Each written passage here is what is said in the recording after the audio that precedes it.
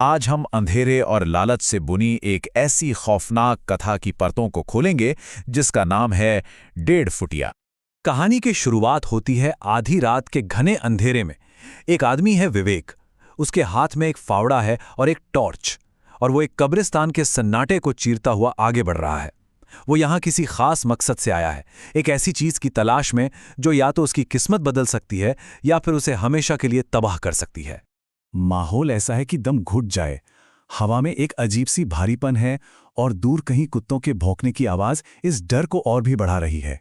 और आखिरकार विवेक को वो ताज़ा कब्र मिल ही जाती है जिसकी उसे तलाश थी, जिसकी मिट्टी अभी भी नम है।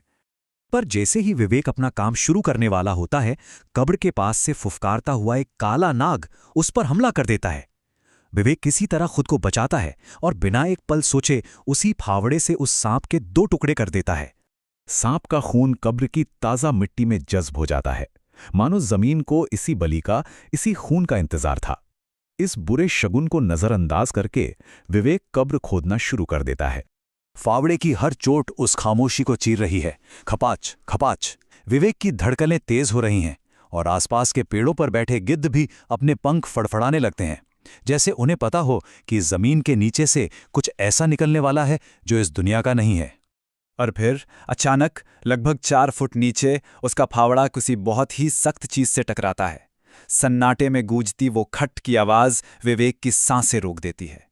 उसने कांपते हाथों से मिट्टी हटाई तो उसे कफन नजर आया, और जैसे ही उसने चेहरे से कफन हटाया, उसके सामने उस इंसान का चेहरा था जिसे आज दोपहर ही दफनाया गया था।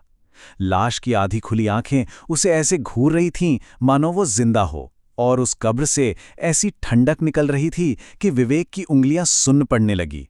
तो सवाल ये है कि विवेक आखिर ये सब क्यों कर रहा है? जवाब है हराम विद्या। ये एक ऐसी खतरनाक तांत्रिक साधना है जो 1.5 फुटिया नाम के एक प्रेत को सिद्ध करती है। ये प्रेत सिर्फ कद में 1.5 फुट का है, लेकिन इसकी शक्तियां वो अपार हैं। ये नामुमकिन को मुमकिन बना सकता है।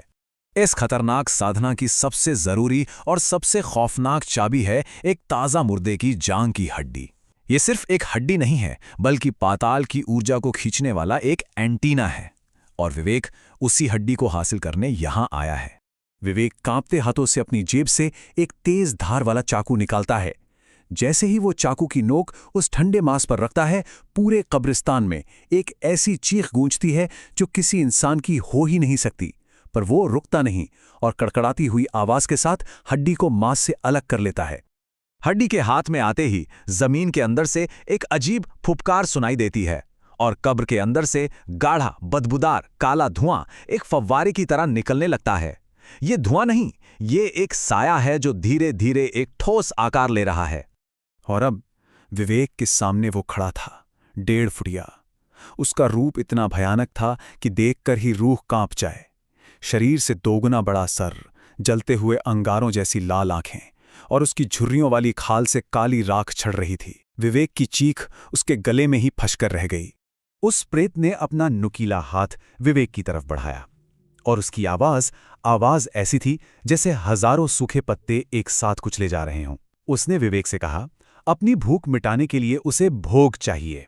1.5 फुटिया को सिद्ध करने की प्रक्रिया का ये सबसे अहम हिस्सा है, भोग। उसे कच्ची कलेजी और कड़वी शराब का भोग चाहिए होता है। विवेक ने डर से कांपते हुए अपने बैग से बकरे की ताज़ा कलेजी और शराब की बोतल निकाली। 1.5 फुटिया ने एक भूखे भेड़िए की तरह उस कलेजी पर झपट्टा मारा और एक ही बार में उसे अपने जबड़ों में भर लिया। उस खामोशी में मांस के फटने और चबाने की चप-चप आवाजें गूंजने लगीं। इसके बाद उसने एक ही सांस में बोतल से सारी शराब पी ली। भोग पूरा होने के बाद 1.5 फुटिया ने विवेक से उसका हुक्म पूछा। विवेक, जो जुए और शराब में अपनी सारी दौलत बर्बाद कर चुका था, वो बस चीखकर बोला, मुझे नोटों की बारिश चाहिए, अभी, इसी वक्त।